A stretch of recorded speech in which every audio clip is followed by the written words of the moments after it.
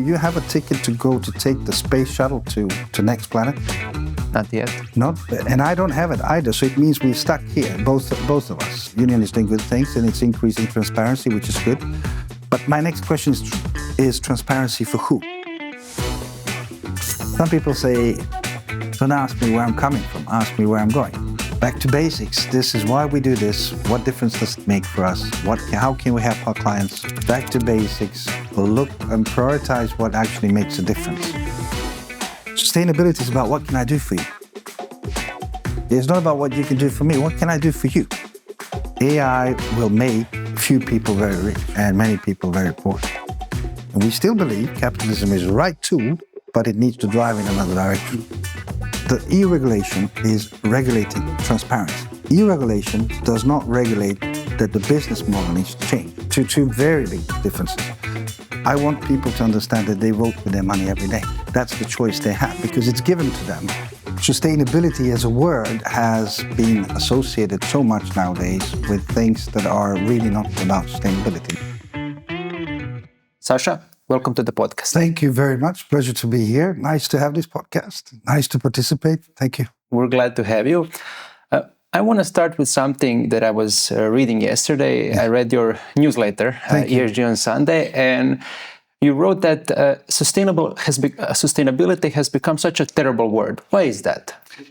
Look, I mean, the latest couple of years have been very tough for anybody working with sustainability in the world. It's because of geopolitical shifts. We have a lot of things happening in different parts of the world, the US being one of them. And people are slowly sort of trying to shift focus from sustainability into something else. Now, it's called security or building competitiveness or whatever it is. But if you look behind the sort of the headlines, I would say, what you can see is that sustainability is misused as a concept because now it encompasses things like investments in weapons and stuff like that, which is, of course, extremely strange. But sustainability as a word has been associated so much nowadays with things that are really not about sustainability. That's why I wrote about it, because I'm trying to be a bit cynical about it and satiric, because of course I work with sustainability. I've been doing that for 35 years, and I'm still doing that. But the idea of it is to create value for companies. And this is what I guess we're going to talk more about. Yes. Are you disappointed by the fact that the word has lost its meaning in a way? You know, it was out there for everybody's taking. It was not owned by anybody, and it was belonging to everybody. And of course, you know, in the course of last 10, 15 years, when it became more institutionalized, sustainability also was becoming, or, you know, being misused by many. And maybe this time what we are facing right now is a time of reckoning, you know, for sustainability, to see who is really doing this for real.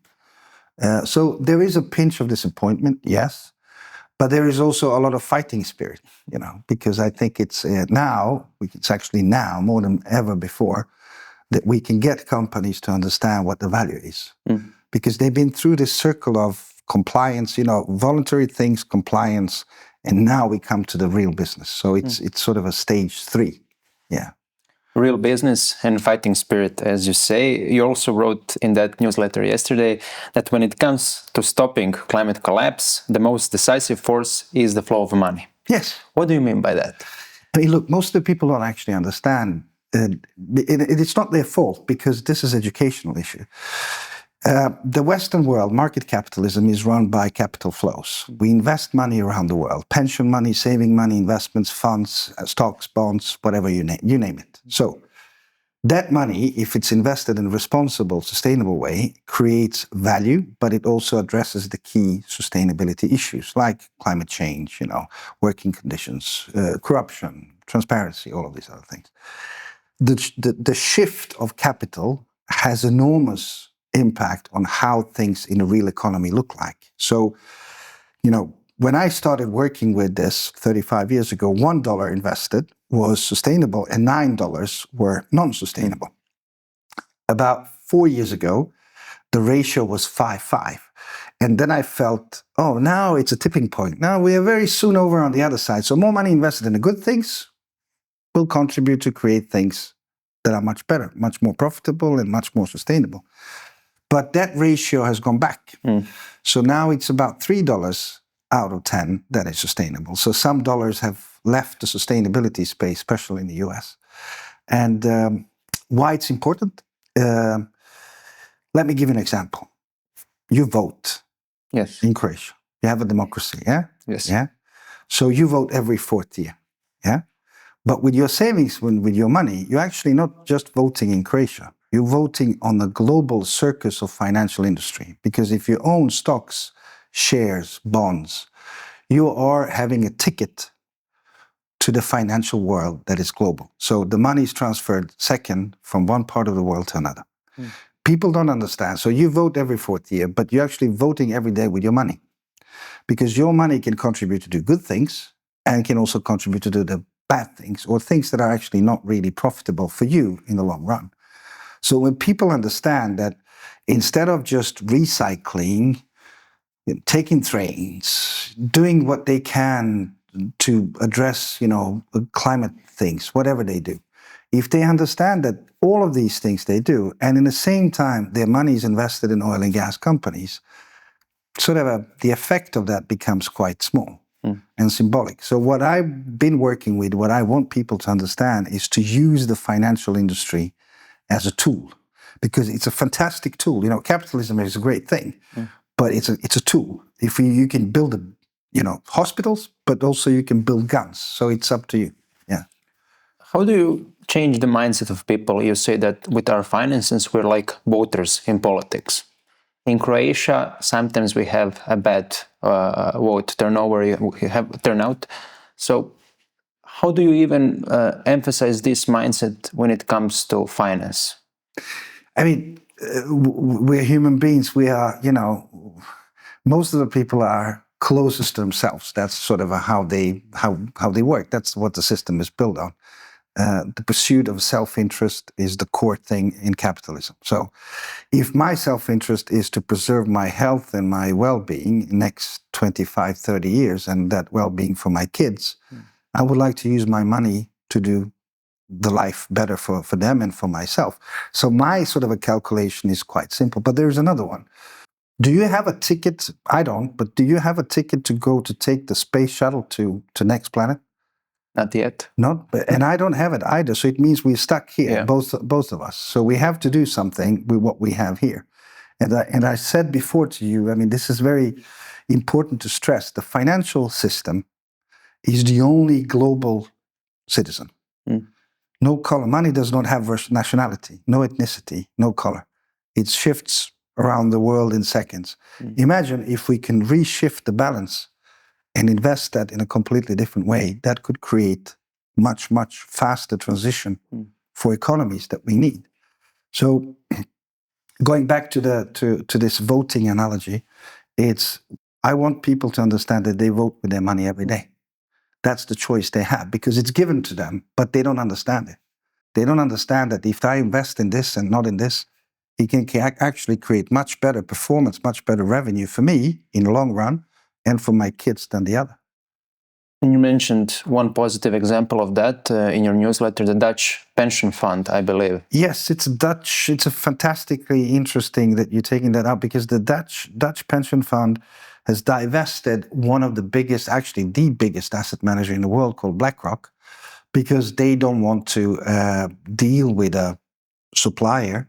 BlackRock is a supplier of financial services because the BlackRock is disregarding sustainability in the way how they manage money.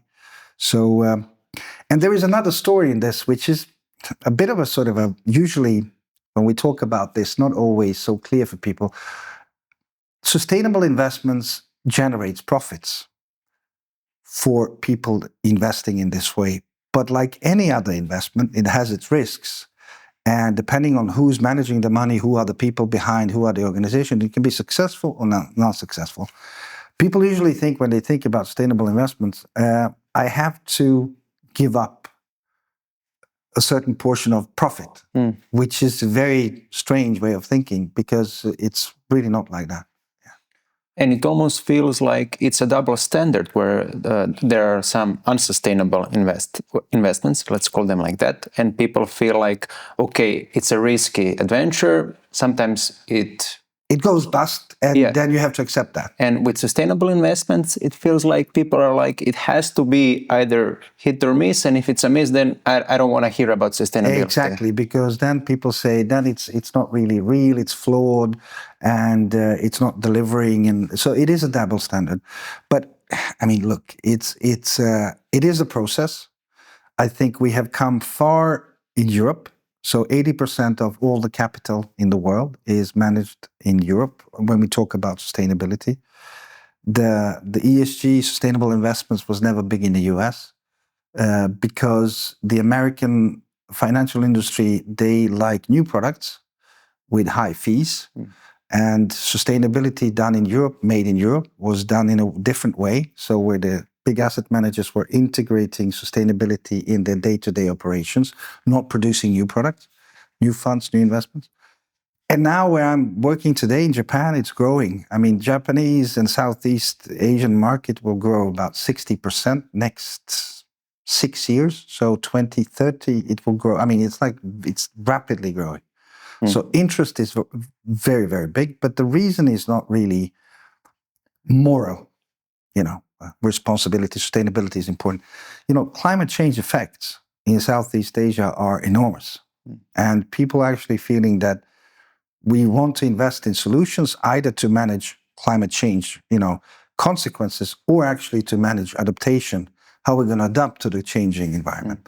So for instance, in Tokyo, you have every year now, since last year, a heat expo. It's not an expo, it's a heat expo. It's about heat. So how can, people cope, buy products, how companies can come that produce car parts, they come there to buy protective equipment for the employees because it's too hot. So people in Tokyo go around with a vests with small fans built in because it's too hot. And this is, look, it has nothing to do with morals thing. It's like, is it right or wrong? This is happening, so we have to deal with it. So there are investments who are trying to address that, and then there are investments who are not doing that because they are doing fossil fuel investments. They're continuing to do things that are wrong because they are, in the long run, they're going to cost us a lot of money as well. It feels like people in these regions you mentioned have a visceral understanding, a visceral feel of the effect of climate change. Maybe some other regions do not have that, but in these parts, it seems like you say a heat expo. Maybe one day in Croatia, we're going to have a flood expo or something like that. Yeah, look, unfortunately, I think that's the unpredictability of consequences of climate change is increasing because of we are far beyond any sort of mitigation scenario anymore. We are in an adaptation stage. So, you've seen what's happening in Spain and Portugal.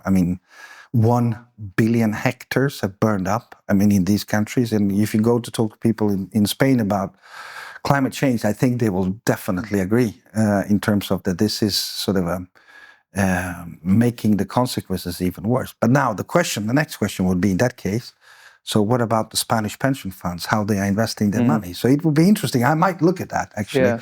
I was thinking about doing that because one of the things that I'm doing research on from the newsletter is that particular news that 1 billion hectare has burned up. And I want to have a look what Spanish pension funds and asset managers are investing in. Because what could happen is that you have them investing in oil and gas, while the country is burning. While country is burning.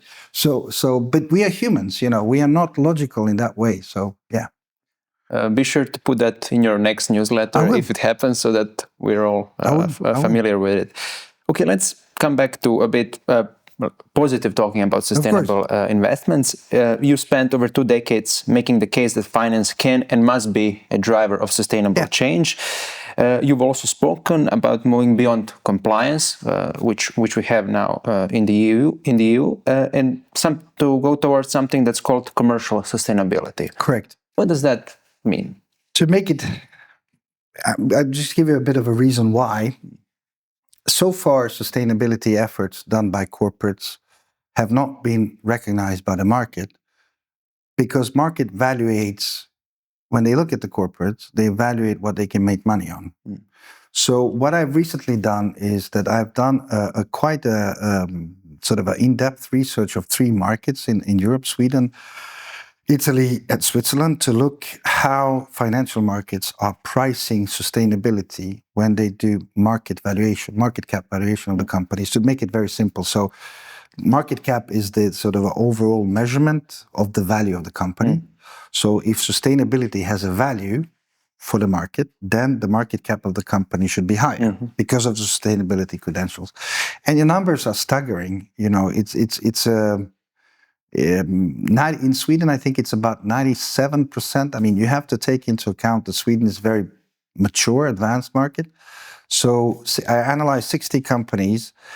97% of them do not get paid for sustainability. In Italy, it's about 94. In Switzerland, it's about the same. And the reason for this, and going back to your question about commercial sustainability, is that companies cannot answer the question to investors how they make money on sustainability. They cannot answer the question because they don't have a value proposition which goes along with their value proposition for their business.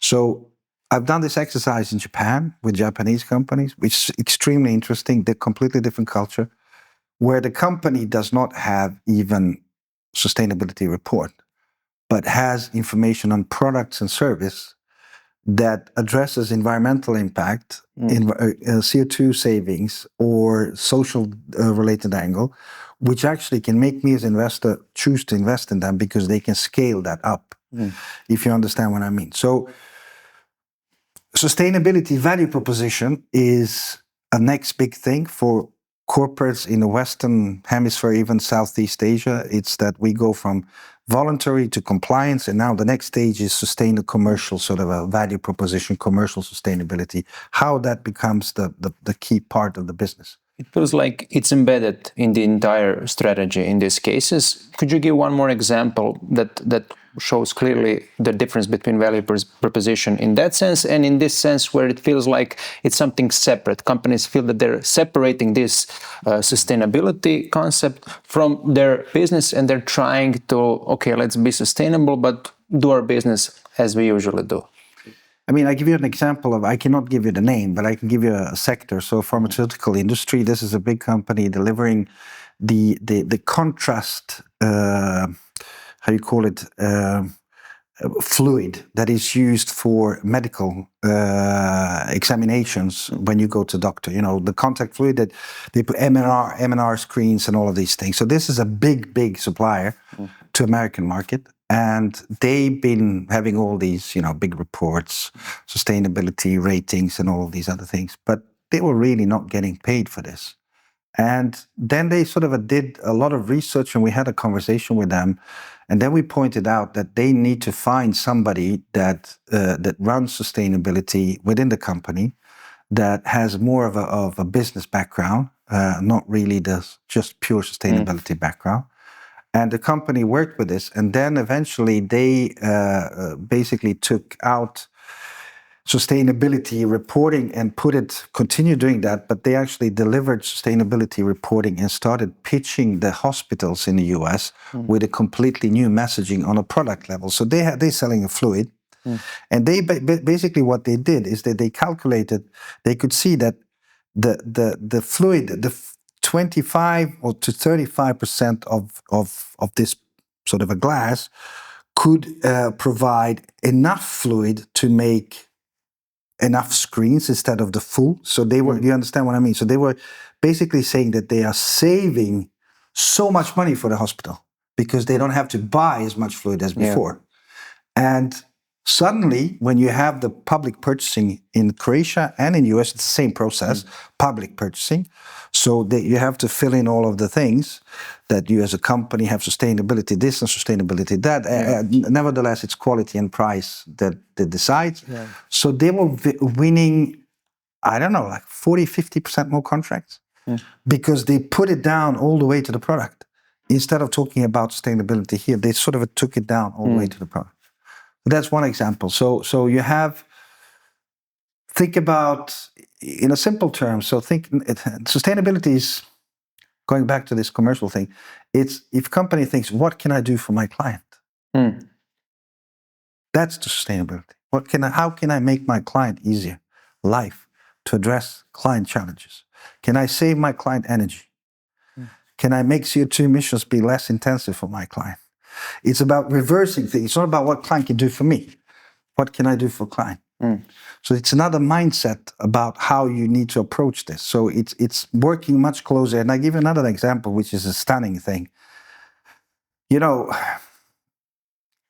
when I did this research for these companies in Switzerland, Italy, and Sweden, I was looking at if any of the companies are providing educational modules for their clients, B2B or B2C, it doesn't matter. There was nowhere to be found. So basically what company is saying to me, I give an example, Ericsson, Swedish company, or we can take any other. They are selling me sustainability, okay? So the assumption they have is that I have a PhD in sustainability. All clients have PhD in sustainability, and they really can make a difference between bad and good enough and not really good enough. So they want me to pay for this class 10% more because it's sustainable, but I have no idea and no education and no reference point. Why should I pay 10% more? Because it looks good? No. So in the next way of commercial sort of a sustainability, where companies start thinking about how can they help their clients, not about how clients can help themselves. The educational part is the big job that needs to be done. So the moment you see when you go in and, we can use our phones. I want to go in my phone and understand how Apple works with sustainability. I don't want to read their report. I don't care I don't have time for that. I want to read it on the advice, on the appliance, on the product. So that's going to change a lot. And if you educate your clients, then they have a reason to pay you. So going back to this thing that I told you before, sustainability is about what can I do for you? It's not about what you can do for me. What can I do for you that can help you address your challenges, your problems? So it's a different mindset. It's not that I'm telling the rest of the world, oh, look at me, I'm so sustainable. I have sustainability report. I have a recycling policy. I have a supply chain human rights policy. A+ in sustainability. A+, all of the things good. But my products, there is nothing there. Yeah. So that's going to change. Is this mindset that you share a reason for you are a bit critical of ESG reporting? Is that the right thing to say? Yes, it is. I'm critical because I think, with this new change in the European Union, there is a regulatory change, which I think is good. European Union is doing good things and it's increasing transparency, which is good. But my next question is transparency for who? For me as investor, do you think we investors, we read 325 pages report? We don't. You don't? No, okay. We don't. We ask agencies, third parties to read reports for us, but if we really want to have a look, then we look at the products and services and we talk to the clients. So for us, it's not really, it's increasing the sort of a level playing field that all companies have to come to a certain level, but then distinguishing which company is better than the others based on compliance reporting, it's not really what investors do. I don't invest because company A is more compliant than company B. I invest because company A makes more money on sustainability than company B. So do you understand what I mean? Yeah. That's why I'm critical. I'm critical because reporting for who? Who is reading it? And if you look at statistics, I asked some companies, I don't want to mention some names, but they're spending millions of dollars on sustainability reporting, and they have like 23 downloads from NGOs. So it's like, what's the point? And it's, I think that's something you mentioned, a forward-looking metrics framework is something that we should have, whereas reporting is something that is backward-looking. Yes. And it needs something that's going to actually steer capital and strategy. So my question is there a legislative framework that could go in the direction that you're mentioning? And are metrics even the answer? No, not necessarily. Going back to it's a big question. Metrics not really. Metrics change over time, and the reason why metrics have been in focus is that we, and I'm talking on behalf of the financial industry, have been very focused on metrics so we can compare. Yeah.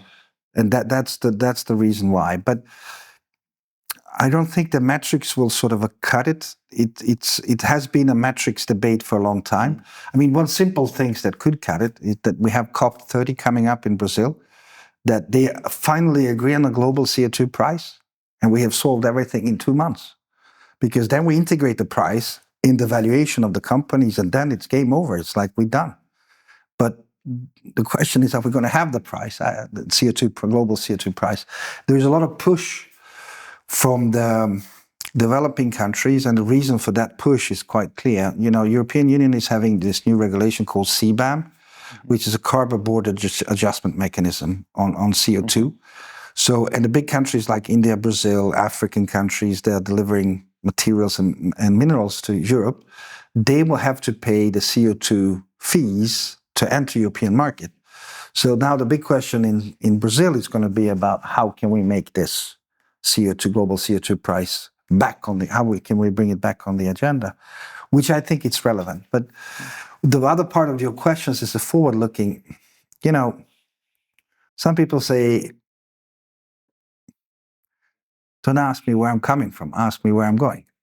And sustainability is actually pretty much about that. So don't ask, you know, where it has been. It's been everywhere. But the question is, where is it going? And it has to go into direction. And this is my conviction of the companies actually making clearly case for clients. This is how we can help you to address your challenges. I mean, clients, B2B or B2C clients, doesn't matter. Because these clients will have issues, and they already have that. And they're not getting help. So is it on the companies themselves, or is there any way that we could maybe nudge them or have a reward system for them for doing that? I mean, the reward system should be in place in and of itself, right? If there's a value proposition, then the companies should be doing it on their own. But if this current legislative framework is not the answer, what is? Look, I think on the legislative side, let's be clear one thing, and this is what people misunderstand. The EU regulation is regulating transparency. EU regulation does not regulate that the business model needs to change. Yes. It's two big different things, two very big differences. Because regulating transparency, making financial sector and corporate sector more transparent, top score, very good. But then going back to my question, for who? Shall we go outside the street in Croatia and Zagreb? We can go in Stockholm, we can go in Tokyo, we can go in New York and London and ask people about, you know, SFDR Article 9 funds or EU taxonomy. They will look at you and say, are you completely crazy?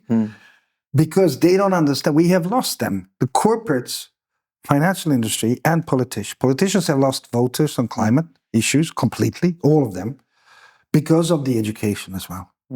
Because people actually don't get it. They don't understand because they cannot relate. They have not enough information.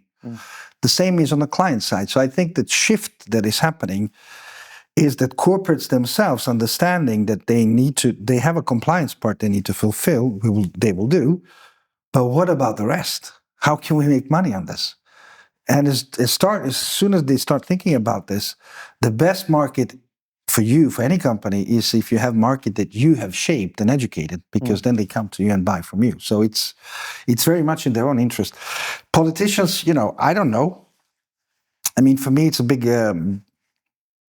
question mark. I mean, financial sector is not part of many of these things, especially in the European Union. And it's also a big surprise for me that there is no mechanism to stop capital flows, financial flows going into the further exploration on fossil fuels, which is mind-blowing because in one hand you have countries like, give you an example of Norway, which has 97% of the car park is electrical cars, but they've just issued 550 new drilling licenses for oil and gas. So it's sort of it's a bit non-consistent, I would say.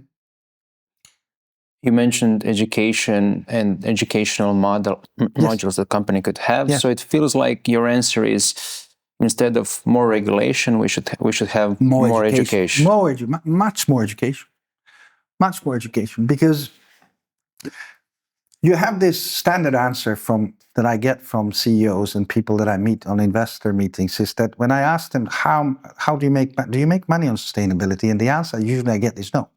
And when you ask why, the answer usually is our clients are not willing to pay for this. But then you ask, do they know what they're paying for? And then the answer is, we assume they know, but we don't.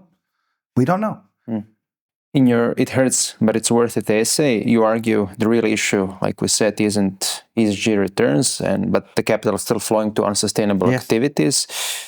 Let's talk about Croatia. In light of that, what actions should or could Croatian companies and financiers take to redirect capital?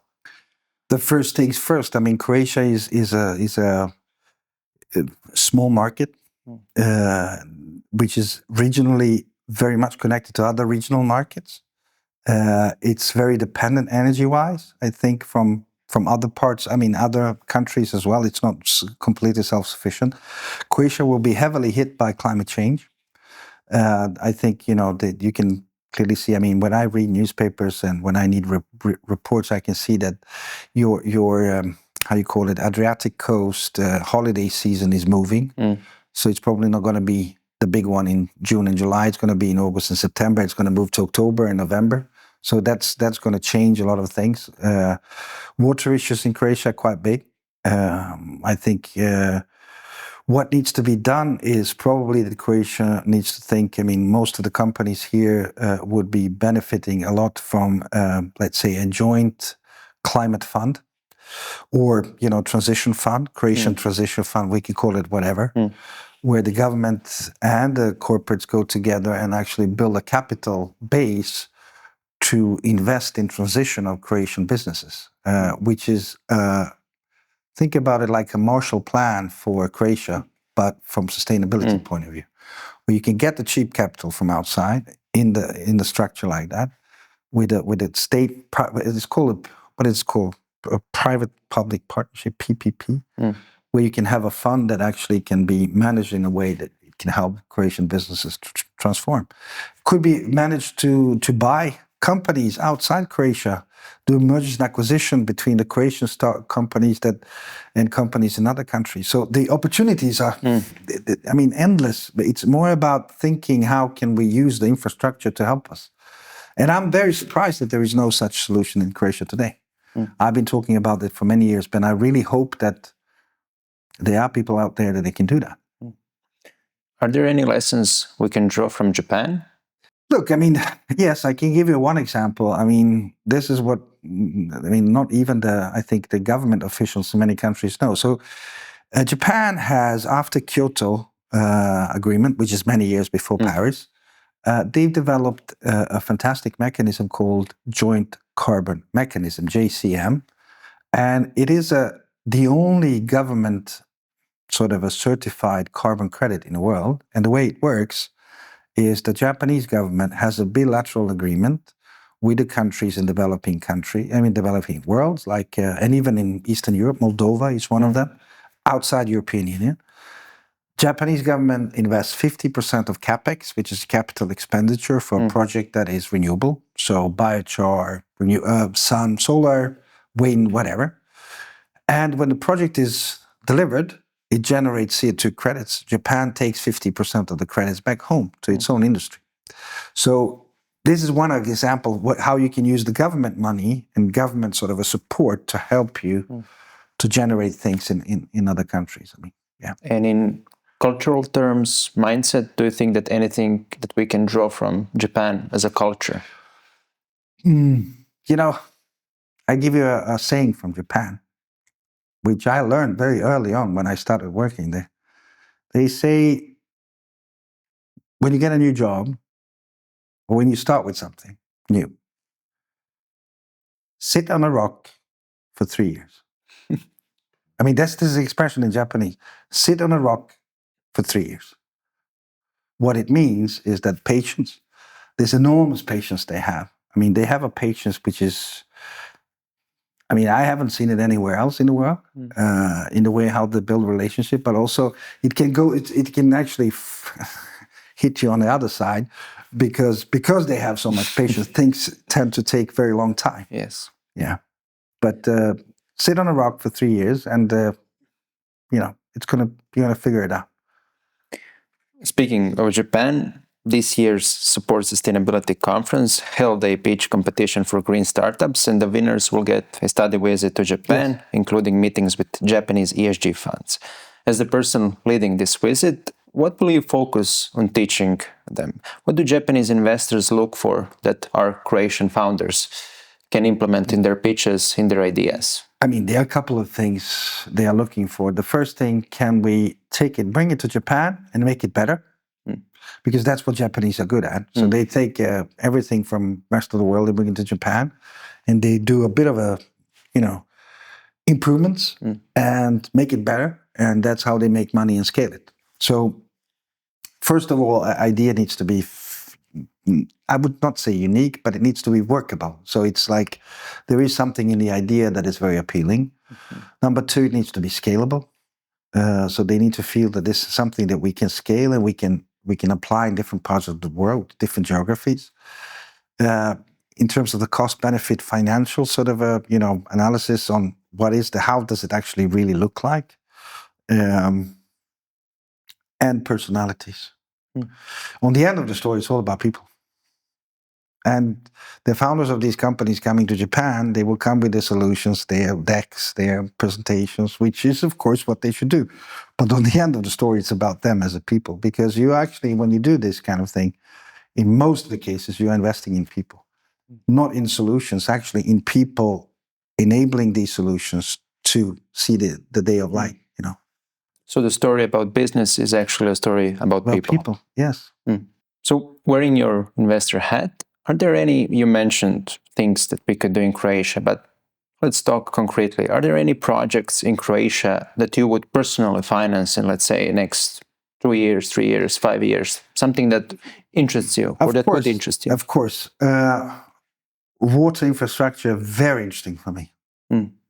I don't know I don't have enough detail to tell you how could that look like, but that is for me a very big thing in Croatia, and I would definitely when we talk about the Croatian forests and the agricultural side of the country, the Slavonian side and eastern Croatian side, a lot of opportunities, but also I guess also a lot of risk. But I need to have much better understanding of how it looks on the ground, to give you an example. But on the water side, infrastructure development, because, look, let's be very honest. I've spent time in Croatia on holidays, and when I see some of the things, how little solar power it is that is available along the coast, or if I see, how the waste management looks like on some of the islands, or how the water treatment plants are insufficient, and so on and so on. So there's a lot of infrastructure investments in this country that need to be done, and Croatian government can actually do it in a smart way, together with investors, sustainable investors that want to do this because it's a good business, but it's also because it's a right way of doing it. So there has to be a value proposition. It has to be a value proposition, because right now, I don't know. I want to ask. I'm asking this every year. So value prop, what is the value? Why should I invest in Croatia? So what's the what are the attributes?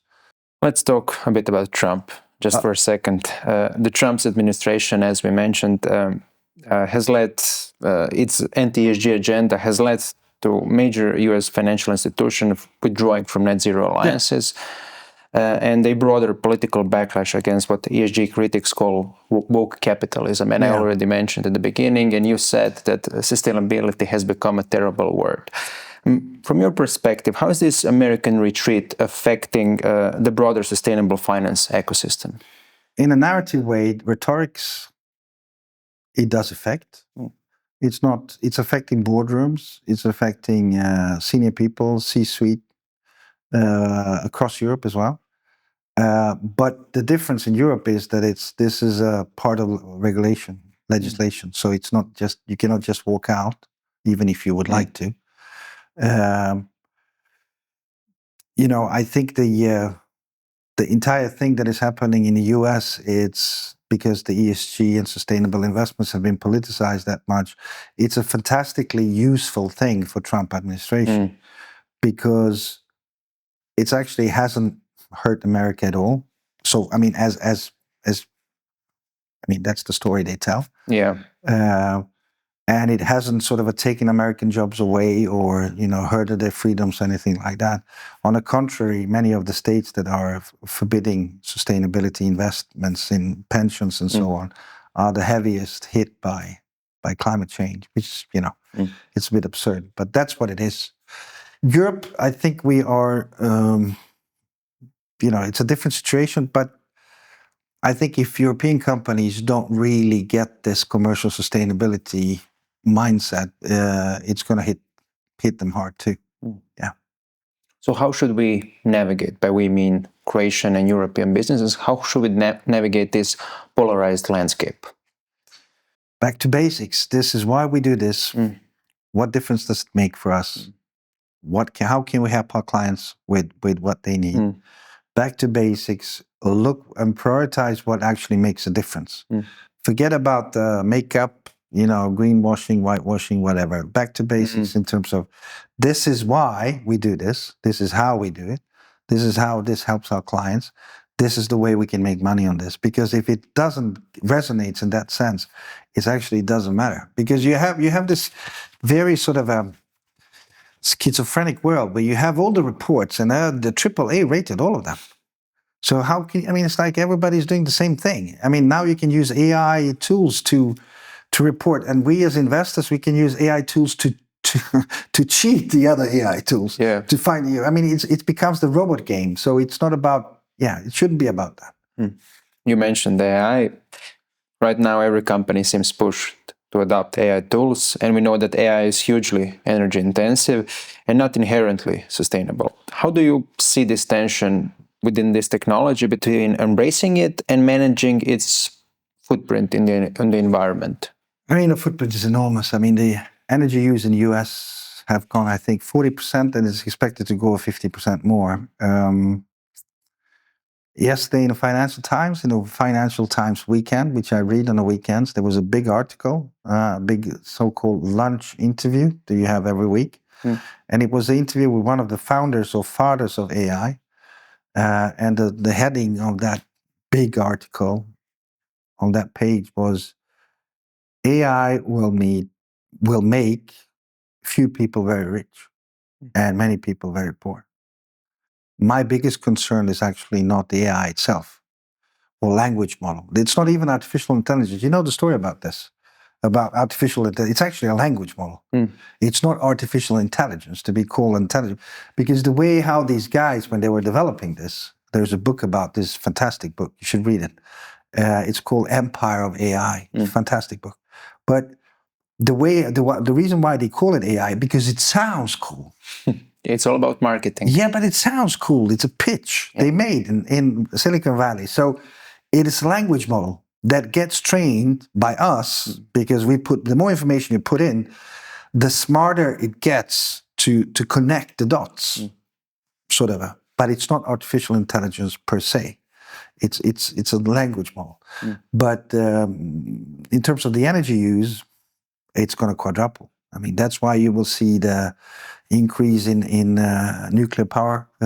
Sweden is the country that basically took out the nuclear power in the 80s. Now the nuclear power is back on the agenda. Now they're going to buy the new small modular nuclear power plants that will be used to support the data centers in the northern Sweden or some other parts. France is doing the same. France is a big nuclear power. Germany will most likely go back because, they left the nuclear. They went for Russian gas. The war came. They now have to buy the gas from LNG gas from US that comes through the Rotterdam port and so on. So it is going to be a big challenge, but I don't think it's easy to stop. Everybody talks about AI. And I'm asking about what kind of AI. They say Chat GPT or this one and that one, but it's not AI, it's something else. But yeah. So do you see any use in AI, or just not use in LLMs, like you said? Look, I see the use. I think people are using it in various ways, and I think there are probably areas where it should be used. I'm just concerned that the capacity in a pyramid of language models, you have a couple of people that basically hold the power to it. And we have seen what Elon Musk has done with Twitter, when the big moguls are buying the news, basically the communication channels that are global. You have to bear in mind, when he bought the Twitter, it was a global communication channel. It's owned by one individual that has an algorithm that can do exactly what he wants and send the message that he wants. That's not the democratic world I want to live in. So the thing is that this we've seen in the history these things before, because the elites become so powerful and they become so influential across the spectrum of the society that people actually don't anymore feel that they can make any difference because they are controlled. And I think that one of the bigger challenges for politicians are 10 years late after this. I mean, they are late on this one. This is going to be a big challenge for political elections, for transparency. What is actually true, what is not? I mean, it's going to be a big, big issue going forward. And I don't think it's stoppable. But I think what's important is to try to find a way how to sort of guard the broader sort of a society from negative consequences of AI. I mean, energy is one. I mean, look, energy you can solve. You can solve energy with nuclear, but the other side is going to be much more complex. It feels like we need a sort of restart or reset of our thinking, which is also a message, or was a message of this year's Support Sustainability Conference. What kind of restart would you propose, and what does this restart mean for you personally? When I said before, to restart or reset for me is this particular thing that I wrote in that newsletter yesterday, or was it the day before? And I was talking about back to basics. Going back to your ground, because we cannot do the next big leap on transition if we really are not convinced in our core, in your spine, that this is the right thing to do. Because it's no pain, no gain. I mean, most of the people working in sustainability that I met over these 30 years, it's always about, it's nice to work with this. It feels good. But it's painful as well, because you get hit many times, and you have to raise again, and you have to sort of put your sort of armor back, and you have to go out and fight another day. But because it is a fight, because what we're doing is that we're saying the current capitalistic system is really not addressing the core challenges it creates, externalities. So we want to change that. And we still believe capitalism is the right tool, but it needs to drive in another direction. That's what we're saying. So restart, it means to sort of get the car to move in another direction. So back to basics. Back to basics. I think it's very important. We don't have the new concepts, new things. Back to basics. Take it back. We need to look. When there is there is this saying, and I've heard it so many times in various parts of the world, when they're saying that you're in this position in life where you don't see anything, or you cannot see in the horizon, you cannot see far away. That's the moment when you need to look inwards. It's not to find the things outside. You have to find things inside. And this is the reckoning for sustainability. We need to go back to basics, back inside. Why is this important? I love that message. I think that's a good way to wrap up our conversation. And Sasja, it's been a pleasure. And thank you for sharing your insights with us today. Thank you very much. Pleasure to being here.